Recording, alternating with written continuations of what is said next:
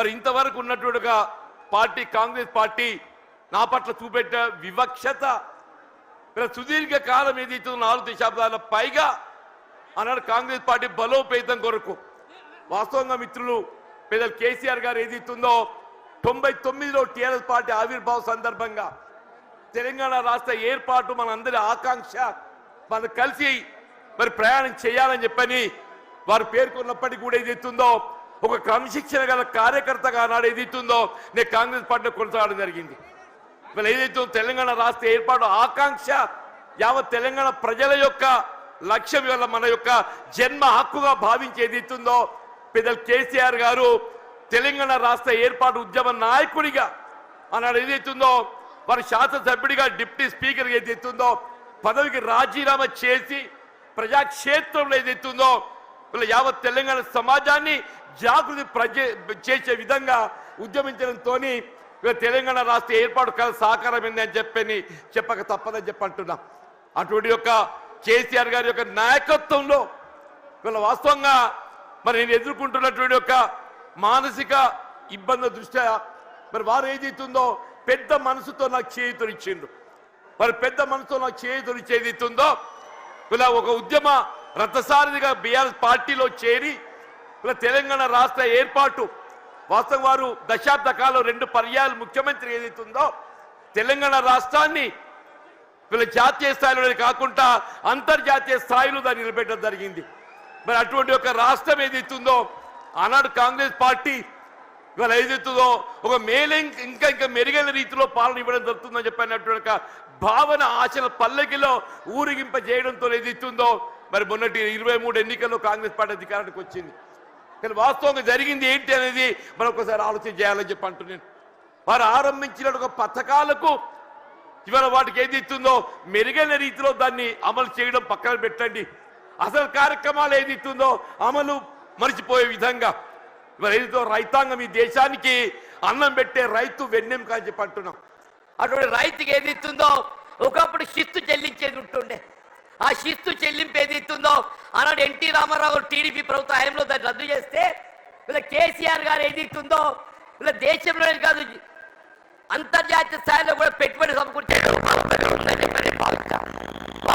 ప్రతి ఎకరానికి ఏదైతుందో 5,000 రూపాయలతో 10,000 రూపాయలు పెట్టుబడి అందింపజేసే విధంగా కార్యక్రమాలు అమలు చేయాలి జరిగింది. ఇవాళ కాంగ్రెస్ పార్టీ వస్తే 15,000 ఇస్తామని చెప్పామే. ఇలా 15,000 కాదు కదా, అసలు 10,000 అమలు 3 పంటలు కోల్పోయినామని చెప్పి అంటున్నాం. ఇలా రబ్బీ పంటకు వచ్చిందే మనందరం గమనిస్తున్నాం. ఇలా 1 ఎకరానికి ఇచ్చారు అంటున్నారు 6,000 రూపాయలు అని చెప్పని. ఇలా 2వ పంట కేసీఆర్ గారి వాళ్ళ జగిత్యాల పట్టణాలకు వస్తుందని చెప్పని ఇవాళ ఏదైతే 2వ ఎకరా కూడా మేము ఇస్తామని చెప్పని మళ్ళీ ప్రకటన చేయడం జరిగిందని చెప్పి అంటున్నాం. మనం ఏ కార్యక్రమాన్ని తీసుకుందని చెప్పి అంటున్నాను. నేను కళ్యాణ లక్ష్మి ఆడబిడ్డల పెళ్లికి తోడ్పడే విధంగా ఏదైతున్నదో వారు 50,000 నుండి ఆరంభింపజేసి 1,00,000 రూపాయలు ఆర్థిక సాయం అందింపజేయడం చెప్పి అంటున్నాం. కాంగ్రెస్ పార్టీ ఏదైతుందో తులం బంగారం జోడిస్తామని చెప్పన్నారు. మరి తులం బంగారం ఏమైందో మరి ఎవరికైతే కళ్ళ రాలేదని చెప్పి అంటున్నాను. మీరు ఏ కార్యక్రమం తీసుకోండి అని చెప్పండి. రైతు బీమా పథకం అని చెప్పి అంటున్నాను. మీరు ప్రసూతి వైద్య సదుపాయం కొరకు ఏదైతుందో ఒక తల్లికి అండగా నిలవాలి, పాపకు అండగా నిలవాలని చెప్పని కేసీఆర్ కిట్ అమలు చేసి తలపెట్టడం చెప్పి అంటున్నాను. ఇలా బలహీన వర్గాలకు అండగా నిలిచే విధంగా అది ఏ వర్గమే కానివ్వండి కాక వారి తోడు నిలిచే విధంగా కార్యక్రమాలు అమలు చేసి తలపెట్టడం జరిగిందని చెప్పి అంటున్నా. మరి అటువంటి ఒక నాయకుడు మరి బీఆర్ఎస్ పార్టీ అధ్యక్షుడు తెలంగాణ రాష్ట్ర ఏర్పాటు ఉద్యమ నేత ఆధ్వర్యంలో ఏదైతుందో ఇవాళ నేను ఏదైతుందో బీఆర్ఎస్ పార్టీలో చేరి వారి నాయకత్వం పనిచేసే అవకాశం నాకు కల్పించినందుకు ఏదైతుందో నేను వారికి హృదయపూర్వకంగా ధన్యవాదాలు చెప్తామని చెప్పంటున్నాను. మరి ఏదైతుందో వాస్తవంగా వీళ్ళ వేదిక చూస్తుంటే మా మిత్రుడు రమణ గారు గతంలో ఈ ప్రాంతానికి ప్రాతినిధ్యం వహించిన శాసనసభ్యుడిగా పార్లమెంట్ సభ్యుడిగా ఎంపికైండు, శాసన మండలి సభ్యుడు కొనసాగుతుండు. ఇలా వారితో కలిసి పనిచేసేట్టు ఒక ప్రయాణం చేసే అవకాశం నాకు లభించాలని చెప్పి అంటున్నాం. సోదరి దావ వసంత గారు వీళ్ళ జగిత్యాల జిల్లా మొట్టమొదటి జిల్లా ప్రజాపరిషత్ అధ్యక్షురాలిగా ఈ ప్రాంతానికి సేవలు అందించిందని చెప్పి అంటున్నా. మా మిత్రుడు గంగుల కమలాకర్ గారు గతంలో మంత్రివర్గిగా కరీంనగర్ శాసనసభ్యుడిగా సేవలు అందించిందని చెప్పి అంటున్నాం. మా సోదరుడు కౌశిక్ రెడ్డి గారు అని చెప్పి అంటున్నాను. మా మిత్రుడు విద్యాసాగరరావు గారి యొక్క తనయుడు సంజయ్, విద్యాసాగరరావు గారి తనయుడు సంజయ్. మరి సంజయ్ అంటే ఇంకా వేరే అనుకునేదని చెప్పంటున్నా. ఆయన ఈ సంజయ్ వేరు. ఈ సంజయ్ ఏదైతుందో అకుంఠిత దీక్షతో ప్రజాసేవ చేయాలనే సంకల్పంతో కేసీఆర్ నాయకత్వం కొనసాగుతున్నట్టు మా మిత్రుడు విద్యాసాగర్ రావు గారికి సరే చెప్పి అంటున్నాం. ఇలా జిల్లా బీఆర్ఎస్ పార్టీ అధ్యక్షుడు విద్యాసాగర్ రావు గారు మా అందరినీ సమన్వయం చేస్తాను ముందుకు వచ్చేటువంటి ఒక సోదరుడు పల్లా రాజేశ్వర రెడ్డి గారు, ఇక వేదికపై ఉన్నటువంటి ఒక శాసన మండలి సభ్యులు, ఇవాళ ఇంకా ఇతర మిత్రులు అందరూ కూడా అందరికీ నేను చేతి వచ్చి నమస్కృతం చెప్పి అంటున్నాను. ఇంతకాలం ఏదైతుందో వాస్తవంగా కేసీఆర్ గారు అంటే నా మొదటి నుండి గౌరవం, ఇద్దరికి వ్యక్తిగతంగా అనుబంధం ఉందని చెప్పి అంటున్నా. మేము ఏదైతుందో విద్యార్థి దశ నుండి మేము కలిసి ప్రయాణం చేసేటువంటి వాళ్ళం. ఇలా భిన్న అభిప్రాయాలు, భిన్న రాజకీయ పార్టీలు, మరి వేదిక ఏదైతుందో మరి కలిసి ప్రయాణం చేయలేకపోయినా కానీ ఇలా అభివృద్ధిలో ఏదైతుందో వారు 2014 తెలంగాణ రాష్ట్రం ఏర్పాటు అయినాడు ఏదైతుందో నేను శాసనసభ్యులు గెలిచానని చెప్పంటున్నా.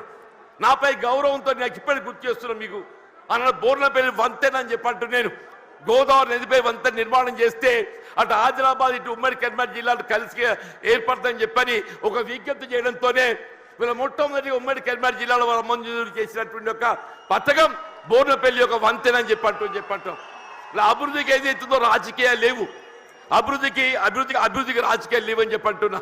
ఆ విధంగా అభివృద్ధి చేసినటువంటి ఒక మరి గొప్ప నాయకులు ఏదైతుందో మరి కేసీఆర్ గారు చెప్పంటున్నాం.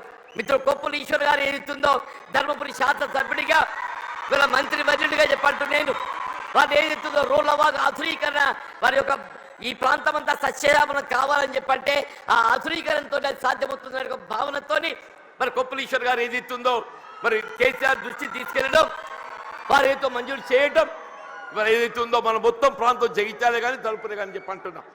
జగిత్యాల, ధర్మపురి, కోరుట్ల, వేములవాడ, చొప్పదండి మనంతా అన్నదమ్ముల్లాగా జగిత్యాల జిల్లాలో కలిసినటువంటి వాళ్ళం చెప్పంటున్నాం. ఇలా అభివృద్ధికి సంకేతం బీఆర్ఎస్ రాజకీయ పార్టీ అని చెప్పంటున్నాను. ఇలా 10 జిల్లాలు ఉన్నటువంటి యొక్క తెలంగాణ రాష్ట్రాన్ని 13 జిల్లాలు అదనంగా ఏర్పాటు చేసి దాని 23 జిల్లాల తెలంగాణ రాష్ట్రానికి రూపొందింపజేసినట్టు ఒక ఘనత ఇవాళ పెద్ద కేసీఆర్ గారిని చెప్పక తప్పదని చెప్పంటున్నారు. అని అందరూ కూడా ఆశ్చర్యపోయారు ఈ కొత్త జిల్లాలు ఏర్పాటుతోని ఇది నిజంగానే సాధ్యమేనా అని చెప్పని. ఇవాళ నూతన జిల్లాలు ఏర్పాటు కావడంతో ఏది ఇస్తుందో వైద్య సేవలు మెరుగు కావటం అని చెప్పంటాం, వైద్యులు మెరుగు కావటం.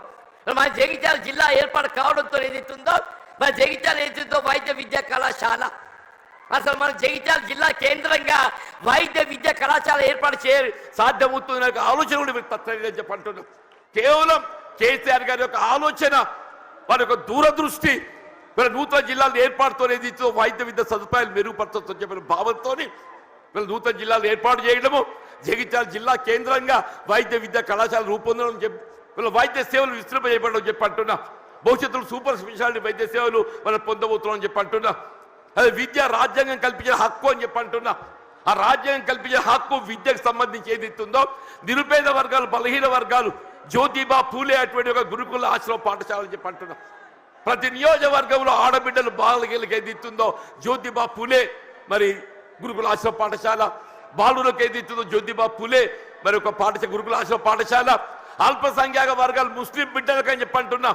ఎన్నడూ ఊహించినటువంటి ఒక విద్యా సదుపాయాలు కల్పించాలని చెప్పని ఇవాళ ముస్లిం బిడ్డలకు ఏదైతుందో అల్పసంఖ్యాక వర్గాలకు ఏదైతుందో మైనారిటీ స్కూల్స్ ఏర్పాటు చేయడం, ఎస్సీ ఎస్టీ అని చెప్పంటూ నేను ఇలా వాస్తవంగా తెలంగాణ రాష్ట్రానికి గిరిజన బిడ్డలు ఏదైతుందో బీఆర్ఎస్ పార్టీ మనం కూడా చెప్పంటున్నాను.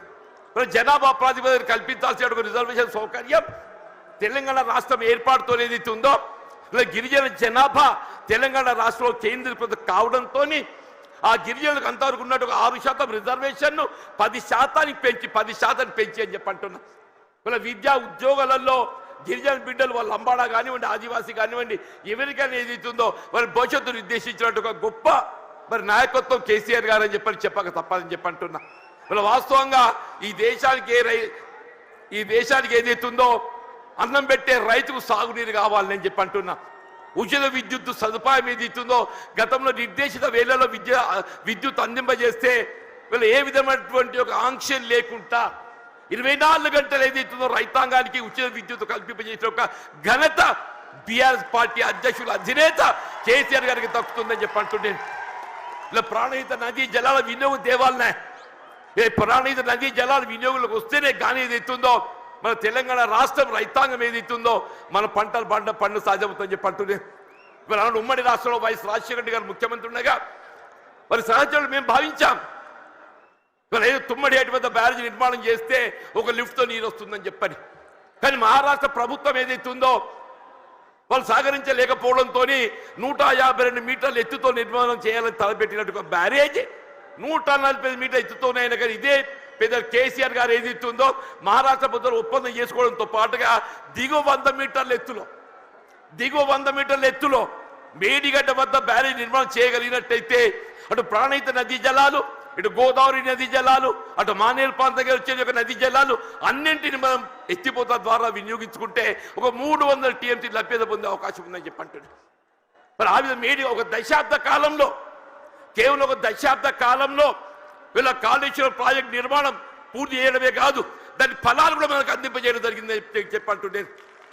ఇవాళ ఏమైందా, మన కేసీఆర్ గారు జగిత్యాలకు వస్తున్నారని చెప్పంటే నిన్నటి దాకా నిద్రపోయిన ముఖ్యమంత్రి రేవంత్ రెడ్డి గారు ఇవాళ బయలుదేరిండి అని చెప్పంటున్నారు. మేడిగడ్డ బ్యారేజ్ ఒక 2 పిల్లలు గుంగినాయా. SLBC Srisailam left bank canal అని చెప్పంటున్నాడు. నిర్మాణ దశలో కృంగిపోయి 8 మంది కార్మికులు చనిపోతే కనీసం శవాలు వెలికి చేయలేకపోయింది అని చెప్తున్నా. శవాలు వెలికి చేయలేకపోయింది అని చెప్పంటున్నా. 2 పిల్లలు కృంగిపోతే అసలు బ్యారేజ్ విలువ 4000 కోట్లు. ఆ 2 పిల్లలు కడితే 400 కోట్లు అయితే అని చెప్పి అంటున్నా. ఎక్కువ మీకు అన్నారం సుందరం ఇంకో 100 కోట్లు అయితే అని చెప్పి అంటున్నా. ఇలా 2 సంవత్సరాల కాలం ఏదైతుందో ఏదో ప్రకృతి సహకరించింది అదృష్టం. మన కరువు సమస్య ఉత్పన్నం కాలేదు.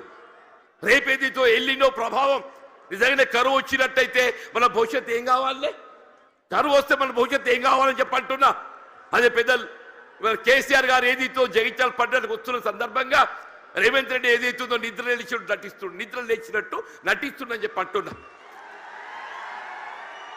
తుమ్మడి వేరే అటే పోయిందా, నీకు నిజంగానే సిన్సియారిటీ ఉంటే వీళ్ళ 3 సంవత్సరాలు గడుస్తుందా తుమ్మడి బ్యారేజ్ నిర్మాణం చేయగలుగుతూ కదా, ఎందుకు చేయలేకపోయినా చెప్పి అంటున్నాను.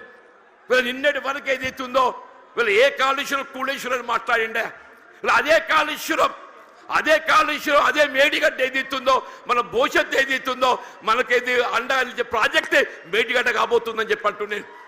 ఇలా మన భవిష్యత్తు రైతాంగమే కానీ, ఇలా త్రాగునీటి సదుపాయమే కానీ, పారిశ్రామిక అవసరాలే కానీ, హైదరాబాద్ త్రాగుండే అవసరాలే కానీ అన్నింటికి ఏదైతుందో అదే మేడిగడ్డ మనకు జీవనాధారం కాబోతుందని చెప్పి అంటున్నాను. వాస్తవం చెప్పాలంటే ఇలా కేసీఆర్ గారి యొక్క విజన్, వారి యొక్క దూరదృష్టి, మరి తెలంగాణ రాష్ట్ర ఏర్పాటు సాధన కొరకు మరి ఉద్యమించి నాడు కరీంనగర్ జిల్లా కేంద్రంగా వారు టీఆర్ఎస్ ఆరంభింపజేయడం జరిగిందని చెప్పి అంటున్నారు. అందరూ ఆశ్చర్యపోయిండు, ఇదేంటి అందరూ మర్చిపోయిన తెలంగాణ నినాదం ఈయన లేవనెత్తుతుందని చెప్పారు. ఒంటరి పోరాటం ఆయన ఒక్కడు బయలుదేరితే యావత్ తెలంగాణ సమాజం ఆయన వెంట నడిచిందని చెప్పి అంటున్నారు. యావత్ తెలంగాణ సమాజం ఆయన వెంట నడిచి తెలంగాణ సాధ్యమైందని చెప్పి అంటున్నాం. అదే తెలంగాణ రాష్ట్ర నిర్మాణం కొరకు ఏదైతుందో దశాబ్ద కాలం పాటుపడ్డారు. ఇలా కాంగ్రెస్ వచ్చి ఏదో మేలు చేస్తా చెప్పి అనుకున్నామే, అది పక్కన పెట్టిండే. ఇలా తిరోగమన చర్యగా ఏదైతుందో తిరోగమనం పడుతుంది. మళ్ళీ తెలంగాణ రాష్ట్ర పునర్నిర్మాణం కావాలని చెప్పంటే కేసీఆర్ గారి యొక్క నాయకత్వం మాత్రమే తెలంగాణ రాష్ట్రాన్ని పునర్నిర్మాణం చేయగలుగుతా చెప్పంటున్నారు. మీరు ఎక్కడ ఏ పల్లె కనపడి చెప్పిన ఒకటే నినాదం వస్తుంది,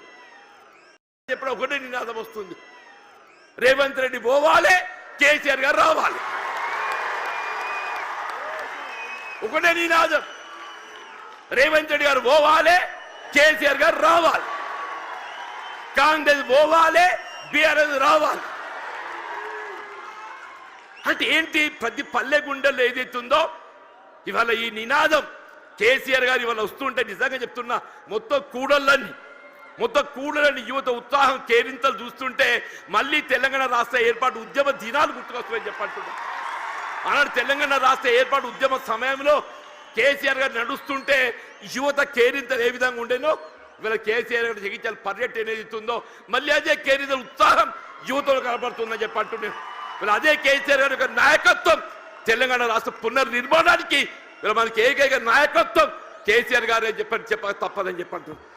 ఇలా వారి ఆధ్వర్యంలో పనిచేసే అవకాశం నాకు లభించడం, ఇలా వాస్తవంగా ఇద్దరం కూడా ఈ ఒకరి పట్ల ఒకరో అభిమానం కలిగి ఉన్నామే. కానీ ఏదైతుందో కలిసి ప్రయాణం చేసే అవకాశం కొంతకాలం వచ్చింది. 2004-2009 మధ్య కాలంలో ఇద్దరం కలిసి ప్రయాణం చేసినాం, ఎన్నికల్లో కలిసి పోటీ చేసినాం.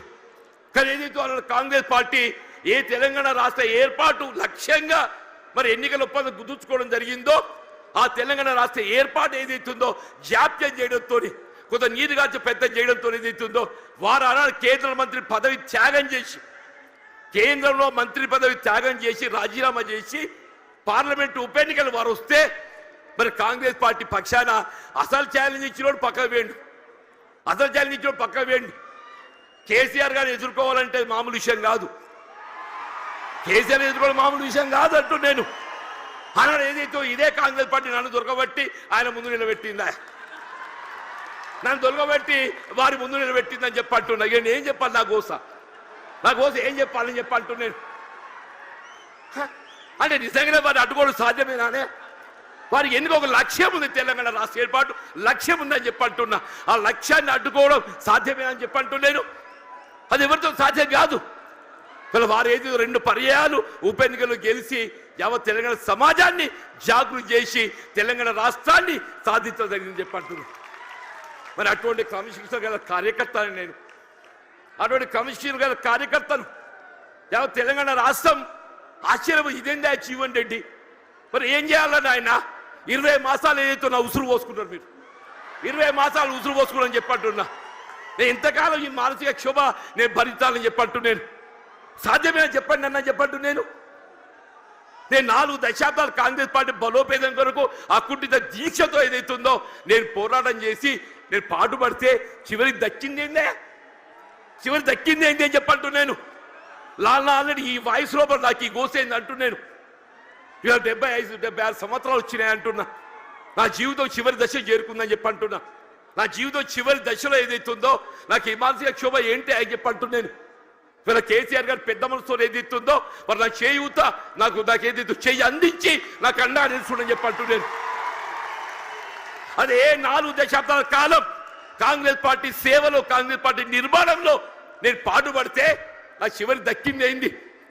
మళ్ళీ కేసీఆర్ గారే చెప్పంటూ నేను పెద్ద మనసుతోని గతంలో ప్రత్యర్థులు ఒక భావన రానియకుండా గతంలో ప్రత్యర్థులు పోటీ చేసుకున్నప్పుడు కూడా ఏదైతుందో అది భిన్న రాజకీయ పార్టీ యొక్క ఆలోచన విధానం కానీ ఆ జీవన వ్యక్తిగతంగా ఏదైతుందో విలువలు కట్టుబడే ఒక వ్యక్తిత్వం కాబట్టి అది ఒక భావనతోని వారు నాకు చేయూత అందించింది. అంత గొప్ప మనసు అని చెప్పంటూ నేను దయచేసి ఇలా జగిత్యాల గడ్డ నేనేదో ఆశించి కాదు నాయన, నేను అన్ని చూసిన నేను చూడని ఏమీ లేదు. ఈ 4 దశాబ్దాల కాలంలో చూడని ఏమీ లేదు. ఇవాళ ఒకటి ఇవాళ రాష్ట్రాన్ని పట్టుకుని శని పీఠ విరగడ కావాలని చెప్పంటు ఒకే ఒకటి ఈ రాష్ట్రాన్ని పట్టుకుని శని పీఠ విరగడ కావాలని చెప్పంటున్నా. ఆ శని పీఠ విరగడ కావడానికి కొరకు ఏదైతుందో కేవలం కేసీఆర్ గారి యొక్క నాయకత్వంతో మాత్రమే సాధ్యమవుతుంది. ఒక భావనతో ఏదైతుందో ఇవాళ కేసీఆర్ గారి యొక్క నాయకత్వంలో బీఆర్ఎస్ పార్టీ చేరుతుందని చెప్పంటు. దయచేసి ఇంతకాలం నాకు అడ్డా నిలిచిందా మీరు? నిజంగా మీ అందరికీ నా శేష జీవితం మీ అందరికీ నీ సేవ చేసిన రుణం తీసుకోలేని చెప్పంటున్నాను. వీళ్ళ కేసీఆర్ గారి యొక్క నాయకత్వంలో వీళ్ళ ఉమ్మడి కరీంనగర్ జిల్లానే కాదు యావత్ తెలంగాణ రాష్ట్రంలో గులాబీ జెండా ఎగరవేయటమే మనందరూ ఒక లక్ష్యంగా మనం ముందు పోవాలని చెప్పంటున్నా. రాబోయే కాలం 119 స్థానాలు ఉంటాయి, ఎన్ని ఉంటాయో తెలియదు కానీ ఎన్ని స్థానాలు ఉన్నా అని ఉమ్మడి రాష్ట్రంలో కాంగ్రెస్ పరిస్థితి ఏ విధంగా మారిందో రేపు రాబోయే శాసన ఎన్నికల్లో మీకు 94 ఉప ఎన్నికల్లో కాంగ్రెస్ పార్టీ పరిస్థితి కంటే ఇక దీనంగా తయారైపోతుందని చెప్పకుండా మనం చూస్తామని చెప్పంటాం. It was not but 10% it was not but 10% అని చెప్పంటున్నా.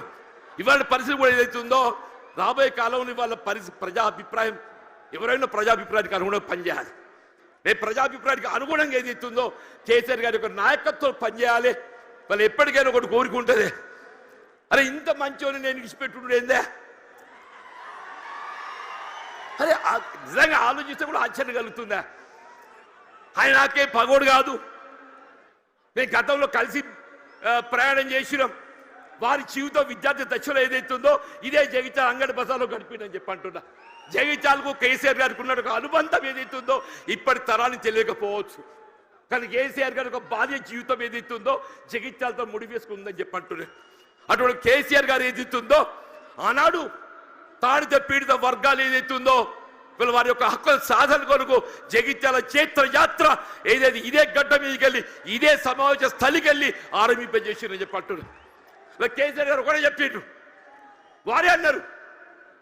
అది మనం 70లో ఒకసారి ఏదైతుందో ఆనాడు జగిత్యాల చైత్రయాత్ర చేసిన చూడుని అదే జాగ్రత్త పెట్టాలన్నయ్య, మన స్ఫూర్తి మనం వినిపించాలని చెప్పిండ్రు. వారి ఆలోచనకు అనుగుణంగా ఏదైతుందో కేసీఆర్ గారి ఒక చైత్ర యాత్ర ఇదే జగిత్యాల గడ్డ నుండి ఇదే కేంద్రానికి వెళ్ళి వారు పిలిపిస్తున్నారని చెప్పంటున్నారు. ఇలా రాష్ట్రంలో గులాబీ జెండా ఎగరవేయటం, కేసీఆర్ గారిని తిరిగి ముఖ్యమంత్రిగా ఏదైతుందో నెలగొని వారు ఏర్పాటు చేసుకొని ఈ రాష్ట్ర పూర్తిగా తోడ్పడడం మన ఏకైక లక్ష్యంగా పనిచేయాలి. మరి ఆ విధంగా పనిచేసే అవకాశం కల్పించినందుకు మరి హృదయపూర్వక ధన్యవాదాలు చెప్తామని చెప్పండి. వాస్తవంగా ఏదైతుందో కేటీఆర్ గారు హరీష్ రావు గారు వాళ్ళు రావాల్సిందే, వారికి వేరే బాధ్యత అప్పగించడంతో మరి కేటీఆర్ గారు హరీష్ రావు గారు రాలేకపోయిండ్రు. వాస్తవంగా ఈ సభ సమావేశం ఏర్పాటు చేయడంలో చొరవ చూపెట్టింది కేటీఆర్ గారు హరీష్ రావు గారు అని చెప్పి అంటున్నా. కేసీఆర్ గారి యొక్క ఆలోచన విధానానికి అనుగుణంగా దీన్ని రూపకల్పన చేసింది కేటీఆర్ గారు హరీష్ రావు గారు అని చెప్పి అంటున్నా. ఏదైనా కానీ నేను ఎక్కువగా అంటే ఎందుకంటే మీ అందరికీ కేసీఆర్ గారిని వినాలని ఉందా? అందరూ అనుకుంటూ వీడేంద్ర నడవ ఎంతసేపు నిలబడతారని చెప్పాను. ఇప్పుడు జీవన్ రెడ్డిని ఎప్పుడు చూసినాడో ఇటు కొత్త కాదు కదనే. నేను పేరు ఇంటికెళ్ళి నల్లగున్నప్పటికెళ్ళి చూసిదా మొత్తం ఎంటికలు అన్ని నెరిసినయ్యాలి, ఒక్క నల్లెటిగా దొరకదట్లేదు అన్నట్టు. అటువంటి జీవన్ రెడ్డి గురించి ఏదైతుందో వీళ్ళు ఇక్కడ తెలియని పౌరులు లేడు. జగిత్యాల గడ్డతో నాకున్న అనుబంధం అలాంటిది, ఆత్మీయత అలాంటిది అని చెప్పి అంటున్నా. నా భావి జీవితం శేష జీవితం ఏదైతుందో కేసీఆర్ యొక్క నాయకత్వం లోపల తిరిగి ఏదైతుందో బీఆర్ఎస్ పార్టీ ప్రభుత్వం అధికారం రావటం ఏకైక లక్ష్యంగా ఏదైతుందో మన అంతా నడుము బిగించాలని చెప్పి కోరుతూ నేను సెలవు తీసుకుంటున్నా. జై హింద్, జై తెలంగాణ, జై తెలంగాణ, జై తెలంగాణ. కేసీఆర్ గారి యొక్క నాయకత్వం, కేసీఆర్ గారి యొక్క నాయకత్వం, కేసీఆర్ గారి యొక్క నాయకత్వం. Thank you.